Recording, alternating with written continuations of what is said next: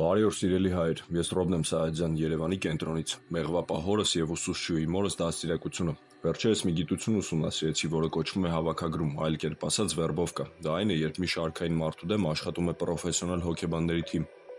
Թշնամական հատուկ ծառայությունները հետևում և պարզում են Հայաստանից որ համակարգչով են հաճախ մուտք գործում, օրինակ իրենց լրատվական կայքերը, ում է պատկանում և ովքեր են օգտագործում։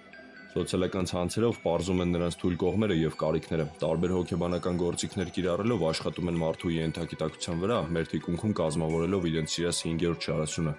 Հակարդահնգածները հիմնականում կատարում են դավաճանություն առանց իրենց կամքի ոչ թե iPhone-ի կամ $1000 համար, իսկ վերջին 30 տարիներին տրված թերի կրթությունը և երկրի սոցիալական վիճակը իդեալական պայմաններ է ստեղծել թշնամիներիս համար։ Կարիք գտա մեկ անգամ ևս նախազգուշացնեմ, առաջարկում եմ անհատապես կրթվելով փորձենք սովորեցնենք իրար։ Հիշիր, թշնամին միայն մեր համախմբվելուց է վախում։